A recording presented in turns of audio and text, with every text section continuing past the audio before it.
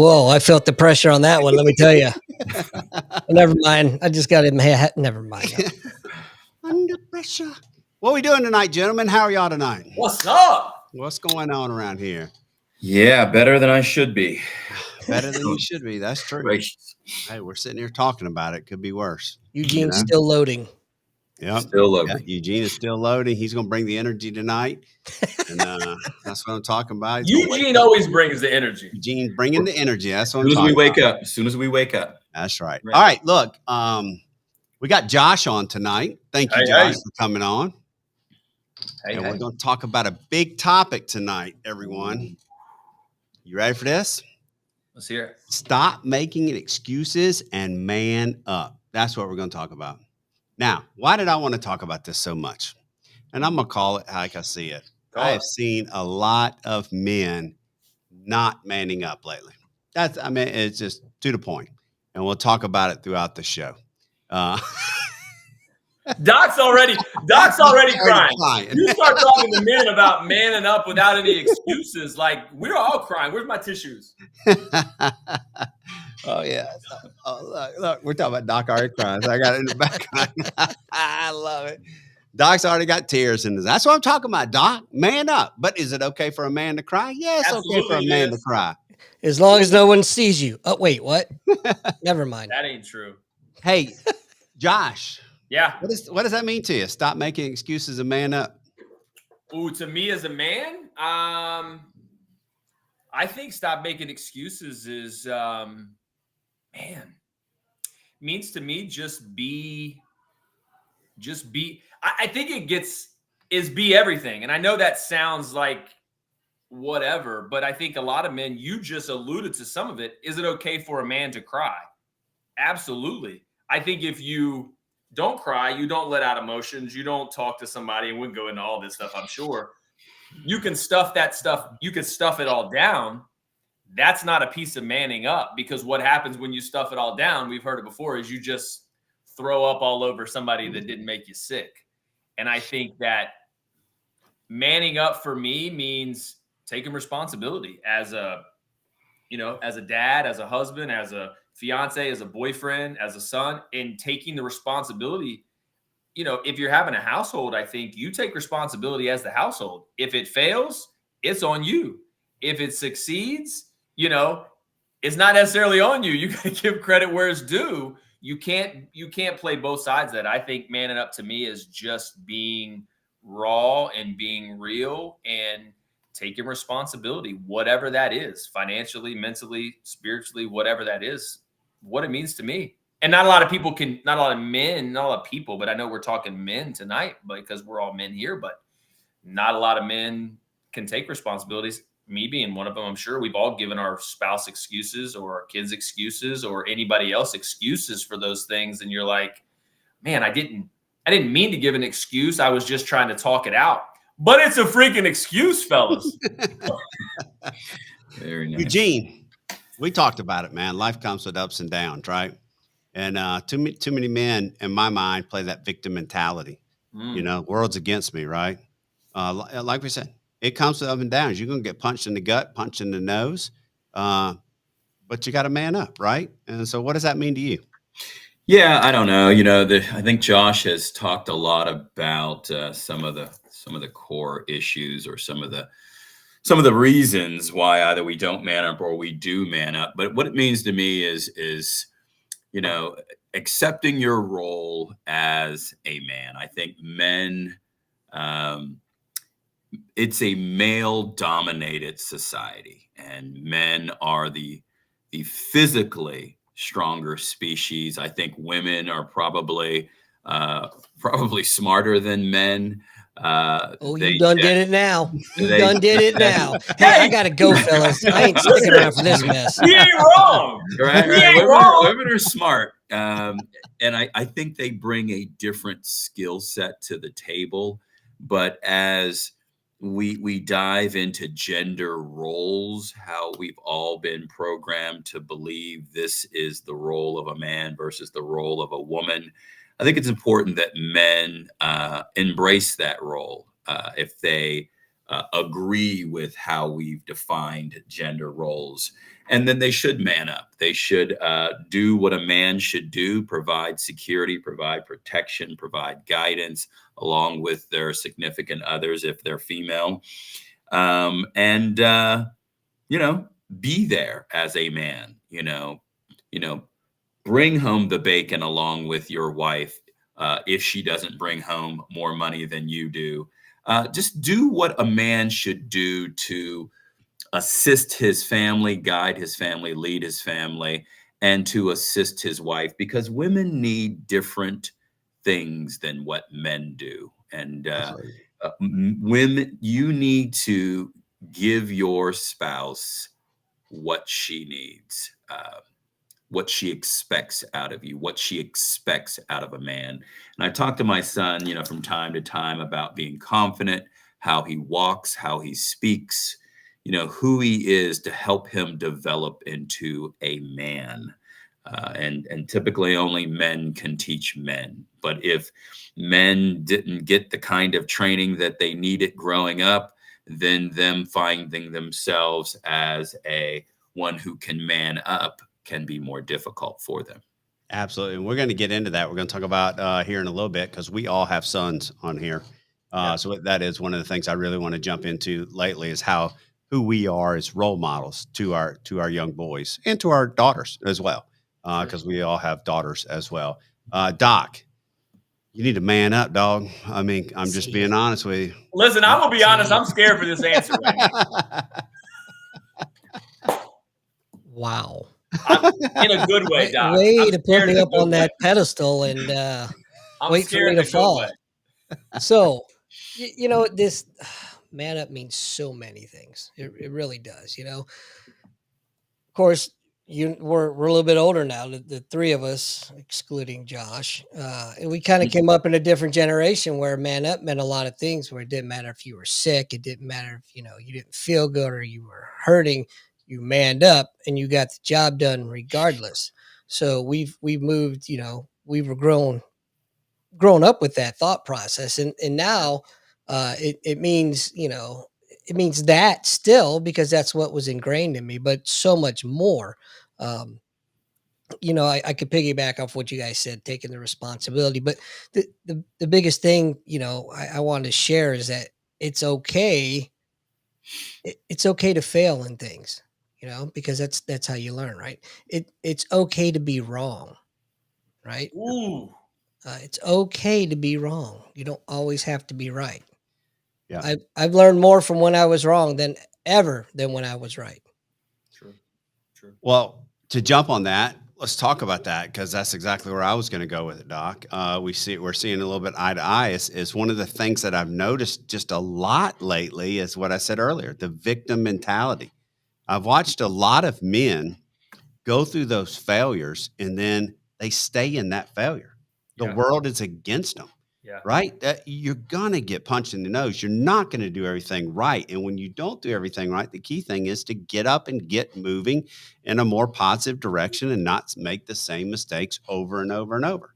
And this victim mentality that some people live in this society that we live in, it's just not flying with me, because we don't have time to live in that victim mentality. True. If you live in that victim mentality, it's only going to affect you. It's going to affect your family. It's going to affect your wife, your kids, everybody around you.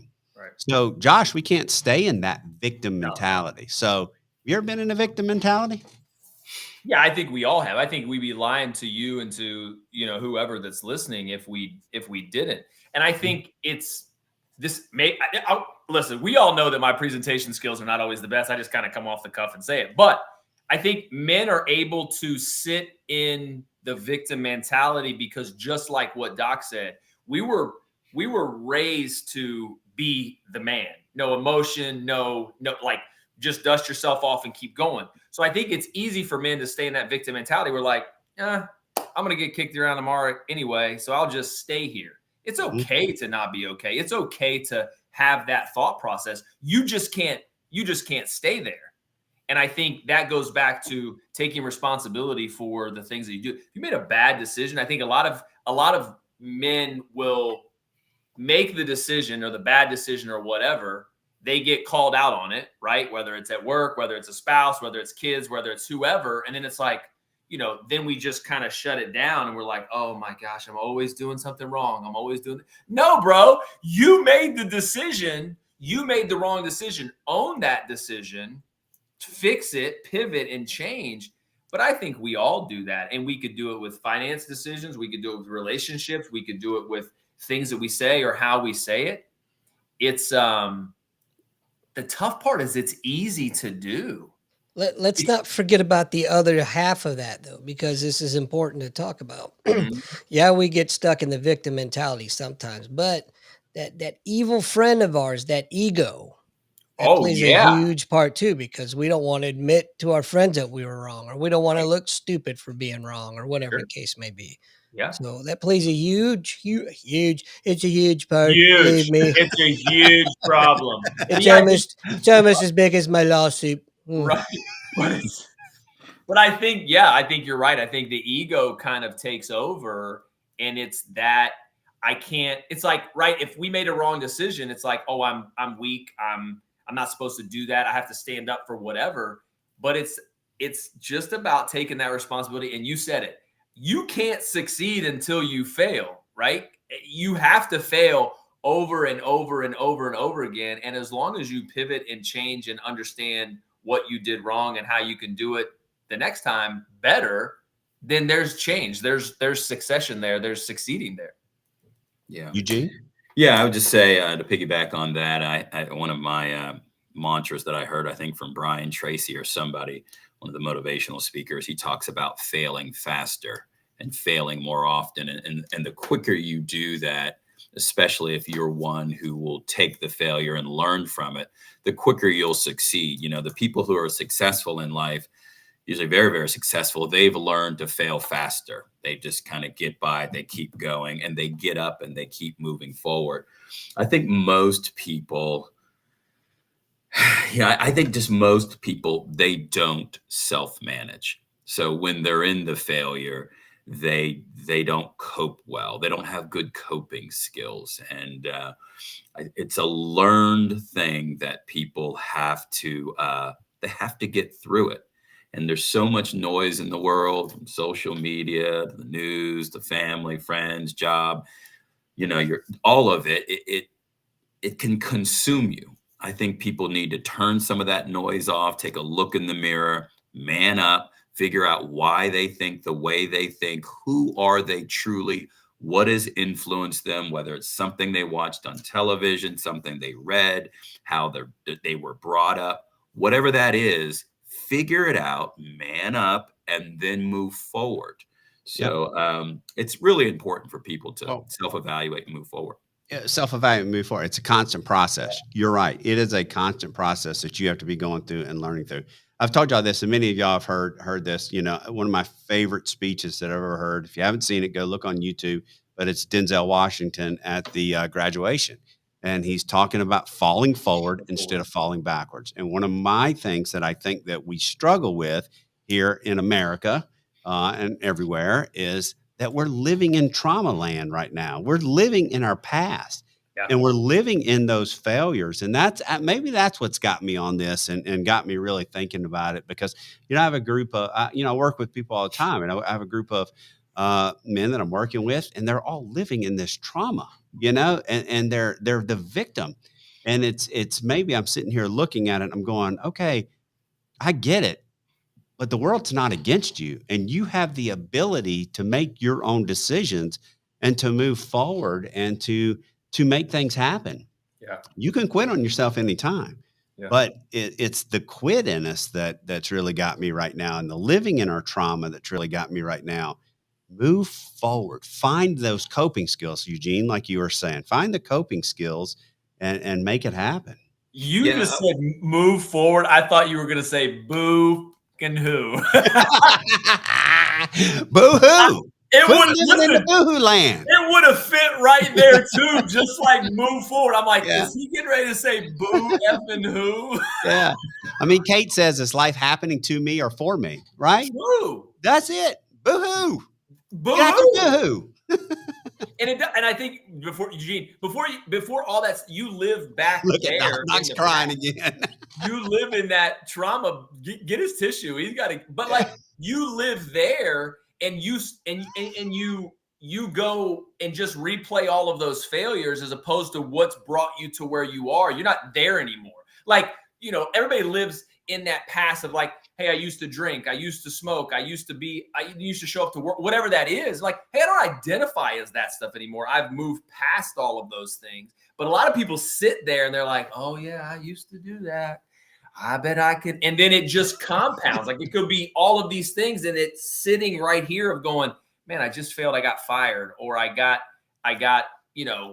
lost a relationship or phone, like whatever it is. And then all of a sudden everything else gets played back. And all of a sudden you're in this, we talk about it, Matt, too. Like you get to rock bottom, you're down here in this abyss all of a sudden. And you're like, holy crap, why am I thinking about something I did when I was 12 or 22 or 25? I'm never getting out of here. Then that victim mentality takes over and you're done at that point.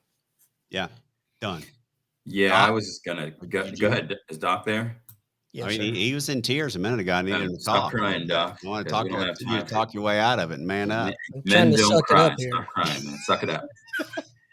I was going to say to what Josh was talking about as well, and that is, not living in the past. Like a couple of days, yesterday, actually, my mother died so many years ago.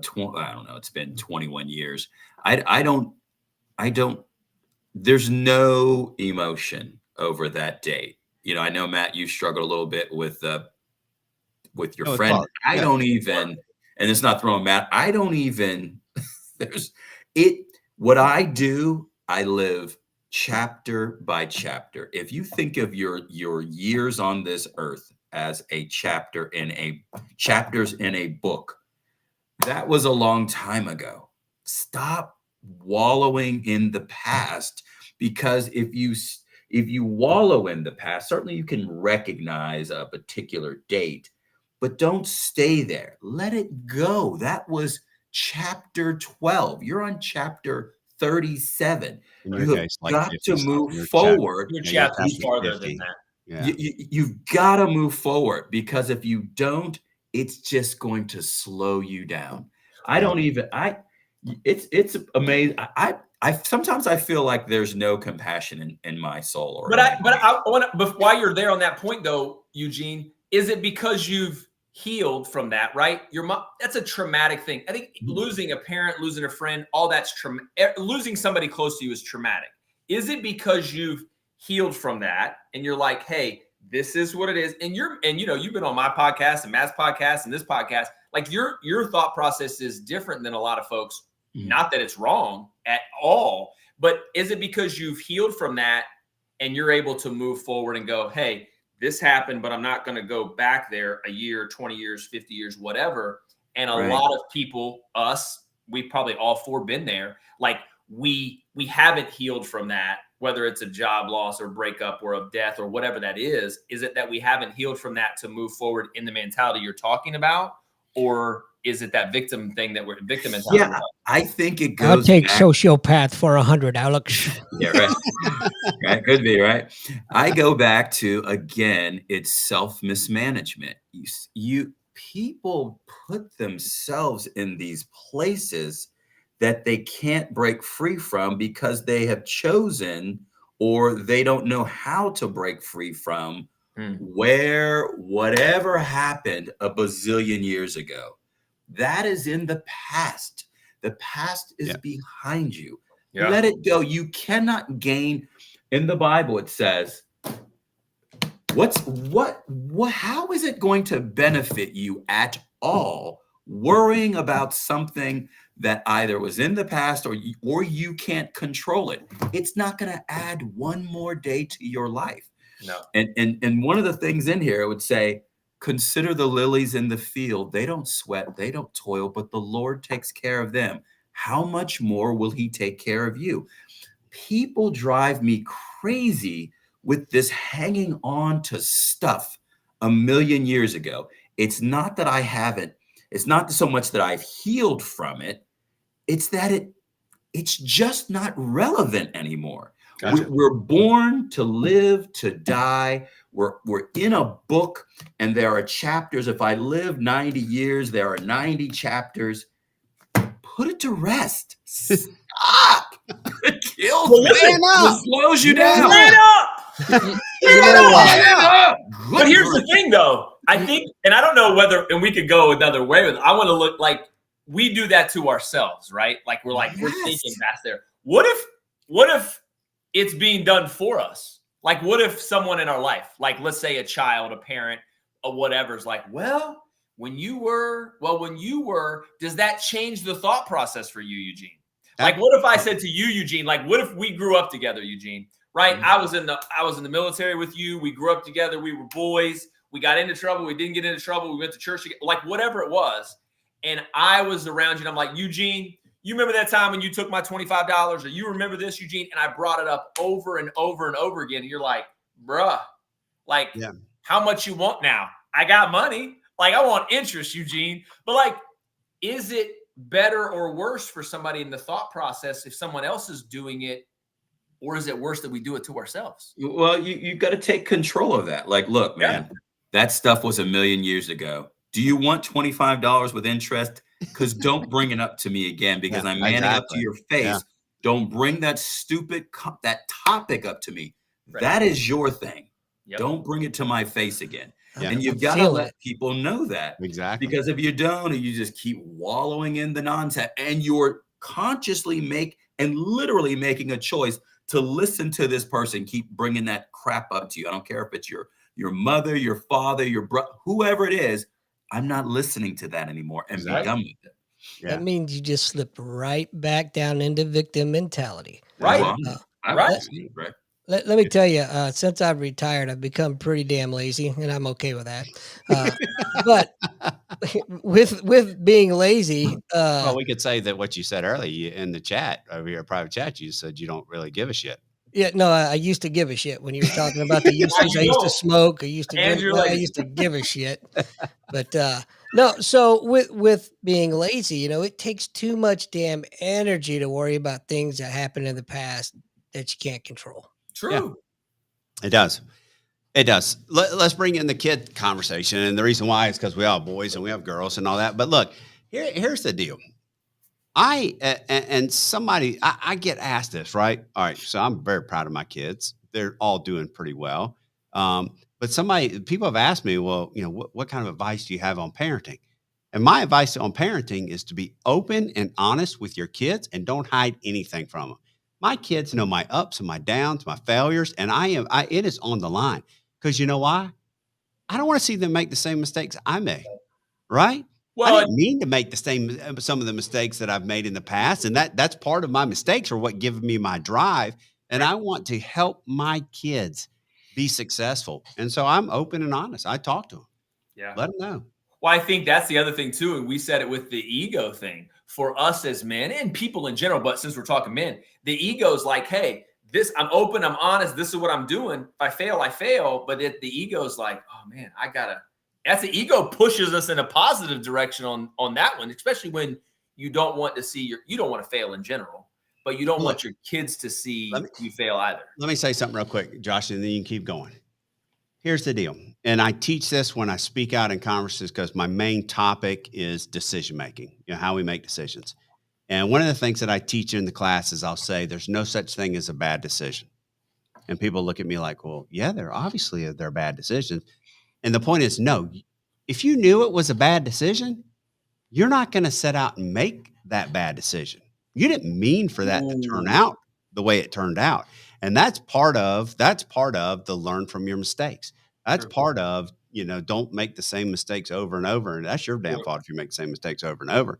But you got to go out and you got to set a positive tone and you got to work pretty hard at life. That's really what it is. Yeah. That's good. You know what I used to do? When I was competing in Brazilian Jiu-Jitsu and Judo a lot, I would bring Look at all those kids. medals behind them right there. By the way, I just want to throw a shout out to Doc. Hoorah. I bought those. But anyway, I'd bring them with me to all the matches. And you know what? You win some, you lose some. But I felt it was important that they saw that I lost. Not only that I lost, how I handled that loss. Yeah, for sure. Yeah. I had this conversation with my physical therapist the other day because everybody knows I got a broke hip. But she was with her niece, and I ran into this with my kids. I don't know if y'all have or not. You can say it, but she was with her niece over the weekend and playing games and doing everything they were doing. You know, if her niece lost, she lost it, right? Crying and all that. And I remember early on with Braden, you know, if we were playing basketball, or we were playing soccer, or if I struck him out in baseball and he would lose his mind, how important it was, just to your point, Doc, how important it was that you spanked their butt every once in a while and put them in their place. You got to bring them down. You have to, because that's life. Oh, yeah. Well, because here's the thing. I don't know if Eugene and Doc played sports, but Matt, you and I are athletes since little. Like, you get to a certain age where my son's at right now. I swear, if I said who's better at basketball, you or LeBron, I swear my almost 14-year-old son would say LeBron. Now, I'm not a LeBron fan, so I should have compared him to somebody else. He's a baby, but, you know, don't come for me, whoever you're coming for. But they're at an age right now where they're like, I'm taking on the world. It gets me so frustrated, as I'm sure it does for you, Matt, when they were coming up. But then you're like, was I like that? And then I make that dreaded phone call, like through my phone, like to contact, starts with D and DAD. And I'm like, yeah. Hey, that was none of that. Did I do this when I was? My dad's like, you did it worse. So what you're saying on lose with grace, win with grace, don't be a sore loser, don't be in your face. That's a life lesson. That's a life lesson. That's just not sports. That's life. And I think going back to the manning up, it's the same thing with us. Like, listen, who's ever watching here and who's ever watching my TikTok, that relationship wise, I'm in it. Look. She's done called me out. I've lost many a times, made some stupid mistakes, and probably had a victim mentality like, oh, she's so mean, or she yelled at me. I deserved it. I'll tell you that now as a man up. She'll tell you I deserved it. But if you sit there with your spouse or with your kids or whoever when you make a mistake, that's not manning up. You can go down that victim mentality. Then you're a sore freaking loser as an adult. Stop being a baby. Take it. I'm not the best at that. I'm admitting to Matt. I told you I was going to go all in tonight. You want to be on here? I'm getting it. I'm not the best at that, especially in relationships. We all know I'm engaged. Today's my 1-year anniversary with my lovely shout out to the Savage Mom Life. Like, that's the thing. 1-year anniversary. I've effed up with you things. You tried to throw it out the window a couple of times, bro. Right. Throw it out the window. She don't want to do it. I said this. I did that. We did this. Like, I'll admit that. But somebody said in the chat earlier, own the mistakes. I haven't always been good at that either. So it's like, no, I didn't say that. And I'm working on that, right? Like failing. Like, I didn't say that. And, you know, her mouth's a little different than mine. So you did say that is what she'd say. I'm like, I didn't say it. Like, here's the thing. Does she get quiet for real? No, she doesn't get quiet. I just don't say those words that she says back to me at times when she's angry with me. Hey, man up and say it, would you? Man up and say it. You got to say it, baby. Man up and say it. But it's that whole thing of like, I can sit there. I've had it with my kids. I've had it with friends. I've had it with all those things too. But it's like, you can sit there and say, no, I didn't say that. I did say that. It didn't mean to come out that way. But owning, this is what I said, but hey, this is not what I meant. I don't like, that's the biggest thing I've learned in this relationship that's different for me. And Matt and I've had the conversation. Eugene and I have had the conversation of, man, this is tough. Independent, Aries, redhead, long distance, single, like all of those things. Now I know why I get along with her. I'm Aries too, you know. You're an Aries too. That's the problem. Everybody loves, like, you know, no, they don't. Like, live that sucker. But we do it a lot to ourselves as men because we don't man up, stop making excuses, relationships, work, jobs, all those things. We've got to own that. Well, women want us to be men. Yeah. They want us to be men. They do. Yeah. They really do. They want us to lead. They want us to man up. They want us to lead the household. They want to, I mean, that's our job. That's what we're supposed to do. True. You know?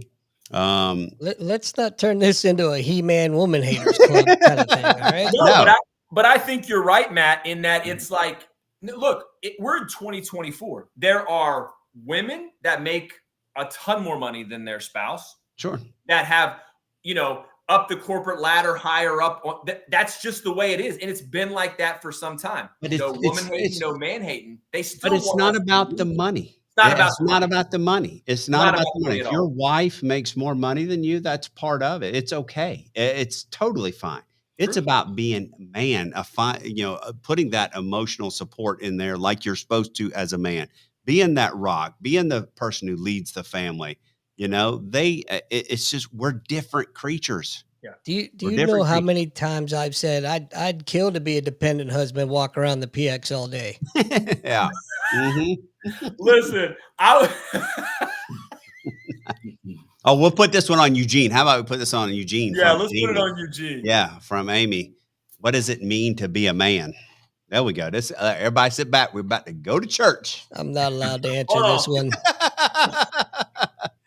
Yeah, I think it's just a special opportunity to be a man. I really do. My father wasn't there because my mother and father were divorced, and so there are things that I missed as a young man, training that I missed, and it took some time for you to round out into yourself, into a man, and sometimes you need the help of a woman to help you be more of a man. If your spouse or somebody is calling you out, they're forcing you into developing into more of a man.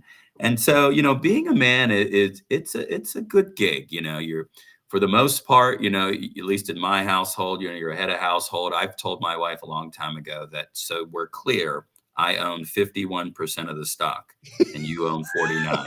And she knows I am dead serious. The kids will be like, well, why can't mommy just go and get another dog? She doesn't have that option. Right? Voted her down. So I know there are women listening. This is not where I thought this answer was going to go. I'm just telling you. There is a role that a man plays. True. And I talked about it earlier. It is to provide everything that your wife expects from you and what your children expect from you and what that role as a man encompasses. And it is incumbent upon you to fulfill that role. And if you don't know how, someone will teach you, whether it's your peers, guys on a conversation like this, your spouse will teach you. Somebody's going to teach you how to man up more than what you currently are. And some of it's just life skills. If you're wrong, sometimes people, for whatever the reason is, they have a hard time admitting that they are wrong. Yeah. Just to say that they're sorry, and as a man, you should be, and I teach my kids, look someone in the eye when you know you're wrong and say, hey, I'm sorry, that was my fault. I apologize. And mean it when you say it, and look at them when you say it. Yep. And mean it. And if you failed your spouse or your family, hey, daddy didn't get it done. And here are the reasons why. Don't make a bunch of excuses. This is the reason why. Yeah. And if there aren't any excuses, for men to do. Oh, it's very hard. Shouldn't be. I mean, it shouldn't be. It shouldn't be. But I think it's been hard. Maybe except for Eugene, it's been hard for all of us. But it's because I think that. And I may say this, and I may get women in the chat on TikTok everywhere saying, men take more shit than women do. Absolutely. You agree with that? In what way? Yeah. Well, I think that not saying that women don't do it. I think that comes with the job of being a man. Of, like you just said, hey, I'm sorry. I failed you. I did whatever. Now, in our mind, we're going to know, hey, ultimately, yes, but I think it's situational too. Ultimately, we are sitting there going, hey, I'm the leader of the household, whatever. We may have had 50% of that decision, not saying it was the spouse, whatever it is, job, whatever. But I think that's part of being a man, of going, you know what? I'm not at fault in this situation. I don't want to cause an argument. I want to just own it and let's move on and we'll figure it out later. I think that comes with being a man. Do I think to get trampled on and get run over? No.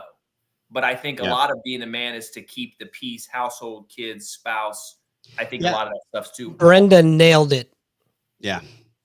Yeah, Brenda nailed it. Protect, provide, preserve, and Nope, love. not that one. Not that I one? think But women I have think that not one's created important a too. safe space for men to be wrong. Brenda. Correct. Yeah. Wow.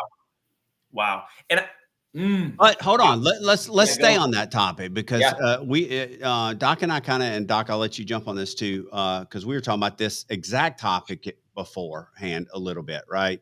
And to your point, Josh, a lot of times early on in my marriage, I would take it and take it and take it, and then I finally learned, okay, stand your ground, because that's what needs to happen is you stand True. your ground, and if you're taking it and taking it and taking it, that's not what you should be doing. No. Just to keep the peace. And I used to be a peacekeeper. I didn't like to argue. I didn't want the arguments coming in. So I would just take the beating. I'd be like, fighting, being in the corner with Tyson beating up on me, and that's wrong. And once and I think all marriages go through this, in most cases that I've seen, all marriages go, if you're are in relationship. If you don't believe that, you're lying. If you just say it's not, every marriage is perfect, no, you're lying. Everything goes a little up and down. But when me and my wife hit our stride is when I really learned to stand my ground as a man, point blank, and not try to be such the peacekeeper and avoid the arguments. If I was right, I was right. If I was wrong, I would admit I was wrong, to Eugene's point. Yeah, but Matt, That's part of the manning up is Matt, knowing when you're right, when you're wrong, and standing your ground. Why do you think you approached it that way? Is it something from your childhood? Why? Because like my wife's non-confrontational, and you approached it as a non-confrontational person. Like, why did you approach it that way? So I think a lot of it has to do with just our personalities, who we are, right? Me and my wife, we're both type A personalities, but I'm a laid back, very passive personality. My glass it's never even half full. My glass is always full. So I don't care if something goes wrong. Tomorrow's a damn new day and we're going to move past it. And no matter what's going on, it's no big deal. We got it. Right. Where she's more of, she's more in your face, more the, she's going to let me know. And that's not my personality. So I think we had to learn. Okay. So in one of my classes in my degree, there's a book and it talks about marriage and communication, or not just marriage, relationships and communication being like the two-step tango, right? If you watch two people do the two-step tango and they're really good at it, it's a very beautiful dance. Mm-hmm. When that two-step tango gets out of sync, it's an ugly dance. Yeah. And then the book goes into, you have to learn how to fight fair. Okay. Not to throw my wife under the bus, but she didn't fight fair, right? She didn't fight fair. Right. And I would just take it, and a lot y'all could lie if you want to, but there's a lot of not fighting fair that goes on in relationships. True story. And we take it. We take it because we just want to be non-confrontational. And my girls were laughing this weekend because me and my wife got into but this is me and my wife's arguments now. It's something fires off, whatever fires it off. We're cleaning up the house and something fired it off. And literally that confrontation lasted about a 3-minute skirmish, 3-minute altercation. And 10 minutes later, it was like it never happened. We don't fight anymore. We just don't. And if we do fight, we say what we need to say and we move on. Right. So I think it's a lot of that. You got to learn how to fight. And early on or whatever, people don't know how to fight. And I think I'm ugly. Go ahead. I'm probably take a lot of crap for this, but what else is new, right? I think, and I'm going to say from my case at least, most men don't want to hurt our wives' feelings. Correct. Quite the opposite with the ladies. That vitriol comes flying out at a high rate of speed, man. True. Yeah, but you're right. That was me. I was Eugene. I was a peacekeeper. I didn't want to hurt my wife's feeling. Yeah. And I wasn't standing my ground. So I had to learn when I was young. But she appreciates you more now because she does not want to run over you. She wants her man to be like, look here. Exactly. Here's how listen, Linda. We literally don't fight. We don't fight anymore. Well, we used to go at it, But I think you said it right, Matt. Like fighting fair, and that has to be on both ends of the spectrum. Whether it's married, fiance, boyfriend, girlfriend, children, coworkers, it has to be able to fight fair. Because once you start and maybe it's just me. I'll call myself out. If you're going to throw something at me, if you're going to throw a stone at me, I'm going to find a bigger one to throw at you. And then it just gets bigger and bigger. So that's not fighting fair. You want to cut me? I'm going to cut you lower. I don't like that about myself. But what I have learned in the last year of my relationship and what my fiance needs and what my daughter needs, I know we'll go into parenting too, what my sister, my mother, women in general need is to come at with a gentle approach, because she'll flat out tell me, Heather will tell me, she's like, you can come to me about anything on the planet as long as you come at me gentle. I'm not Matt. I'm not Eugene. I'm not. Come at me gentle. Sure. And then I think the victim mentality comes in is like, well, you ain't coming at me gentle.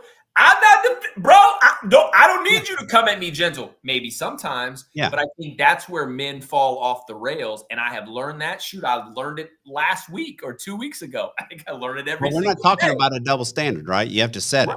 You can't have a double standard here, right? Yeah. Here's the other thing I would say, and I don't want to forget the thought is, you could be married a long time, and unless you know you, like what makes you tick, how you respond to stuff, like who the hell are you? Right. And then you've got to be smart with, again, understanding you, but really understanding your spouse or your significant other. Who is this person? How does she respond to if I say things in a particular manner or a particular way? Understanding her so you can best serve her as her man.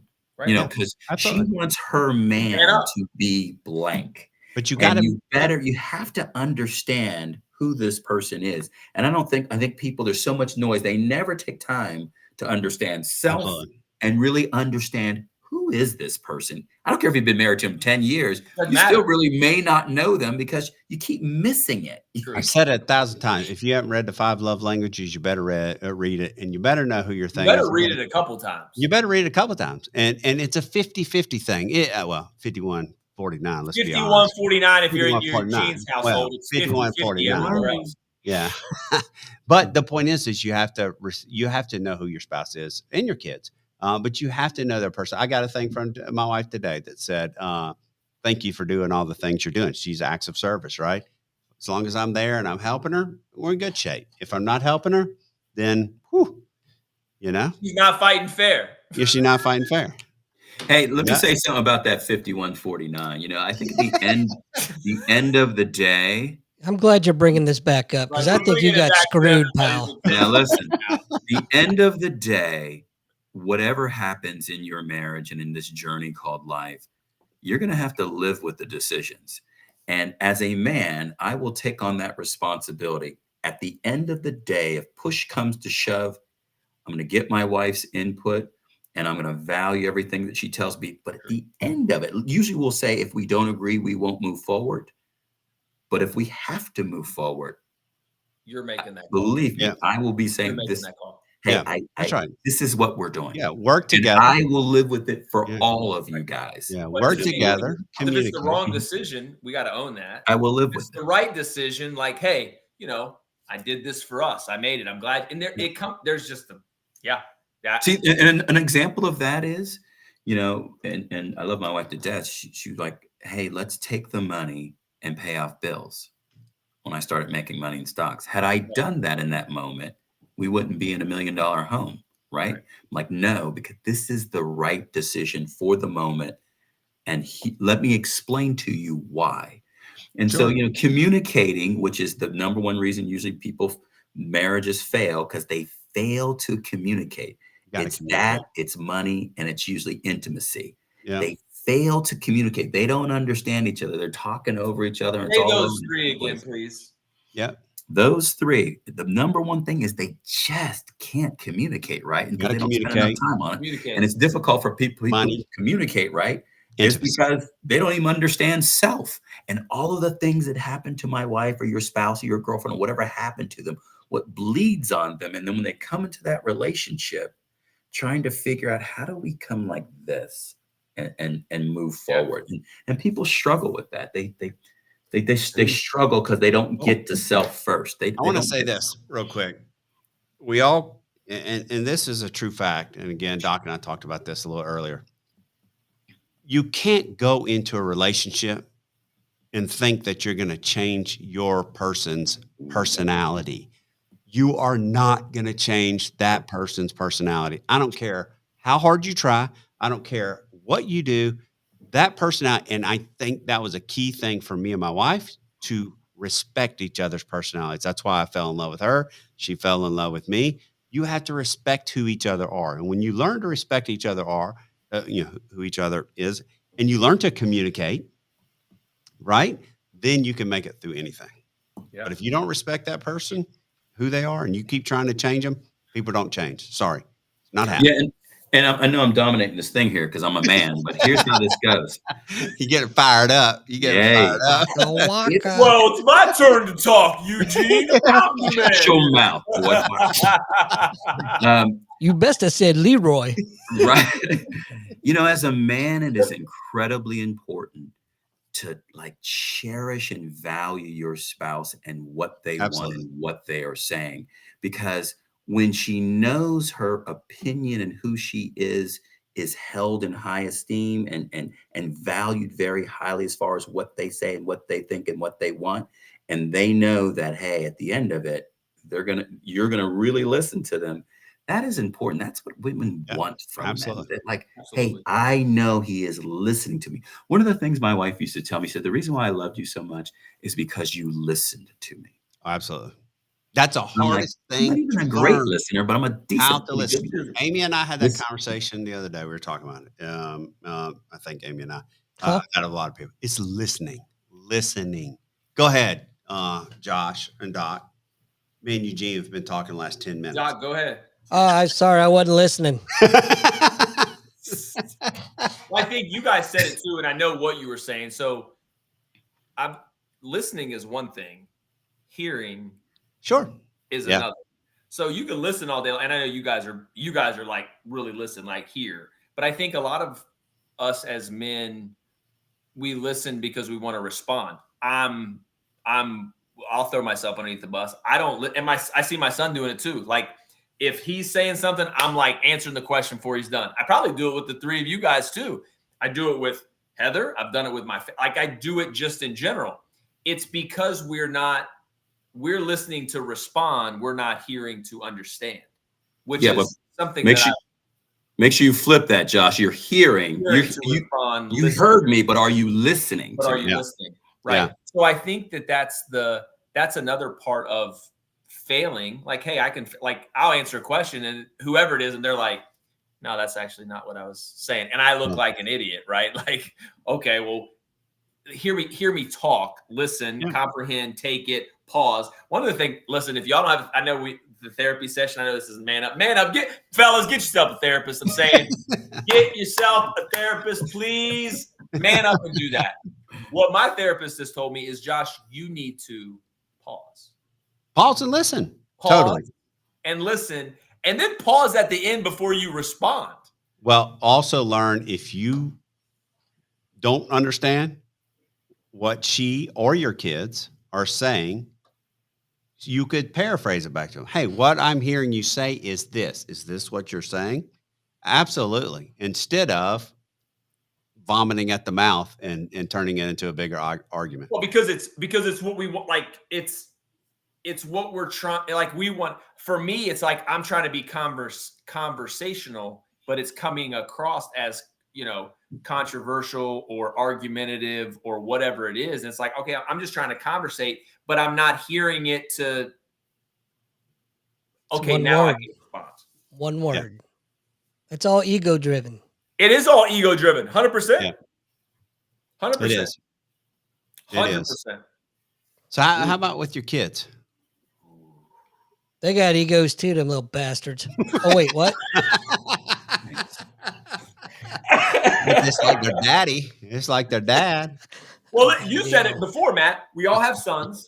We all have daughters.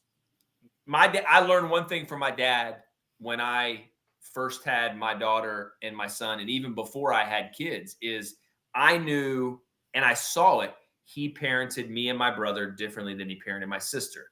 Not that, she's the baby. So, if any of you are babies, I'm the baby. I mean, but I'm the most you got squared, everything I'm the you most like squared that away she in my did too. family. I mean, it is what it is. But you just can't. It goes back to like speaking to, coming at somebody gentle and whatever. I can't say the same things to my daughter that I say to my son. I have to twerk the wording, twerk, tweak. Twerking. For the love of God, don't twerk the meaning. Listen, I was in a twerking contest earlier today. I'm sorry, I won. I got twerked. Tweak. You got to tweak. You have to tweak the words, but you also have to tweak. He went from twerking to tweaking.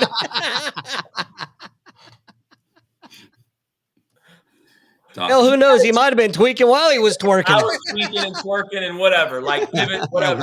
And working. But it was working. So, but with your kids, you have to teach them that as well. I'm trying to teach that with my son, the pause, because he's me. And it's like, bro, just let me get my thought out first, or just let me explain it to you. And as they get older, and you guys know, I'm kind of in the middle of Eugene's kids and Doc, I can't remember, but like that you have to change with that. The tone, the verbiage, you have to change that as they grow, because we still want to be hip too. And the lingo, be able to converse with them in a way that they understand, because the way our parents converse with us or our dads converse with us is not the way we can do that now. Yeah, I think things are certainly different. If my dad had to get a point across, he certainly could talk to me, but he could also use the army belt if he had to. And, yeah, exactly. With our kids, I've made it a point, because I believe you can just simply talk to somebody and they'll figure it out. And I'll pridefully say that people always remark, your kids are so well behaved. And it's not because I had to beat them or anything. In fact, the only time anyone's ever got the belt was Jaden when he was younger. And that was just once their whole life. No one else has gotten hit with anything. Yeah.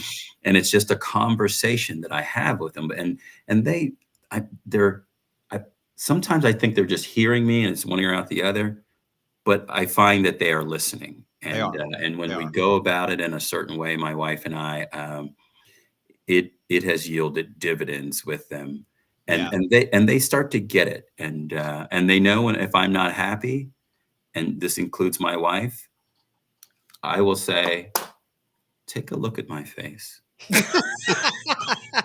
and boy, and I'm smiling, right? But I promise you, if you don't do what I'm telling you, you take your glasses off like that. Hey, buddy, don't. Hey, good cop, bad cop. There was one time Braden did something, and I'm always the good cop, right? Tisha will play more of the bad cop. But there are times when the role gets reversed, and when the role gets reversed, you better stand the hell by. Braden did something one time. Oh, if Tisha's the bad cop? No, if I'm the bad cop. If you're the bad cop. Yeah. Okay. Yeah. That's right. Tisha's the bad cop. Not to throw Braden under the bus, but there was one specific thing he did, and he came in, and man, he knew I was pissed, and I was right there in his face. And I just said, you better get out of my face right now. Get out of my face. And he walked up to his room. All it took is Tisha going up there and said, you really let him down. And that's all it took. When she said, you've really let him down, man, he was 17 or 18 at the time. He broke down on that one. Wow. I mean, that one punched him in the gut when it was, you really let your dad down. Yeah. Cause I was always good cop, All right. Amy says, how do we help sons man up when no male role model is in play? I'll tell you what, I had the conversation today with my son on the way back from Ohio, because Heather asked him a question last night. We were talking, he's 14 and, girls and all that stuff. And she said, what's the best advice your dad has given you when it comes to girls? And he him-hauled around or whatever. Be kind, be gentle. And I don't know if he said listen or be not, 14, be nice, be whatever. So him and I had that conversation today. I was like, here's some other advice that I would give to you, because man up.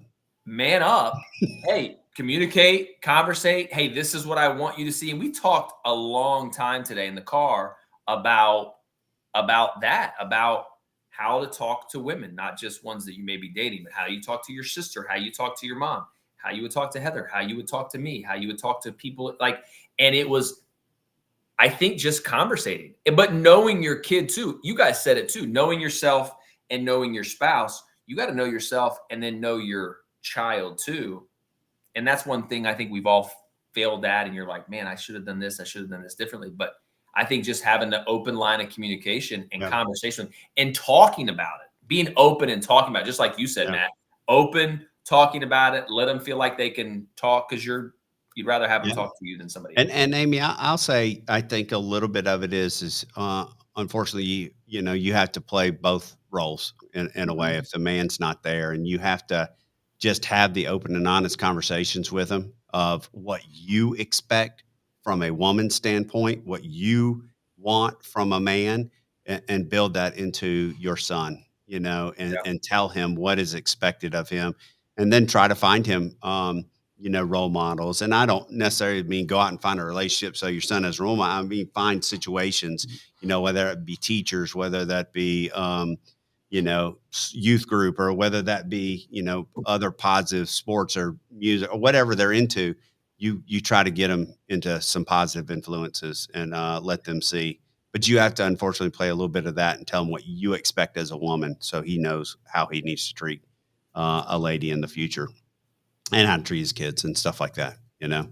Again, we're talking about a huge problem in America. You can go look at the statistics. There is a huge problem in America with absentee dads. Huge problem. And so as men, we have to step up, and we have to find ways that I'm involved now with Legacy Minded Men, and the ultimate goal of that is to provide those resources for people who don't have fathers and all that. So we'll kind of wrap up here. First and foremost, I'll say up in the upper left-hand corner, donate to Doc. He's a great guy. He does it out of the bottom of his heart. Thank you, Doc. I was going to say, you don't say kindness. Yeah. Yeah. Don't say heart either. Don't say heart in general. He's got a dark heart, he's just a good guy, but all right, we'll go around the horn, and we'll start with Eugene, and then we'll go to Doc, and then we'll close it out with Josh. What am I saying? Bye.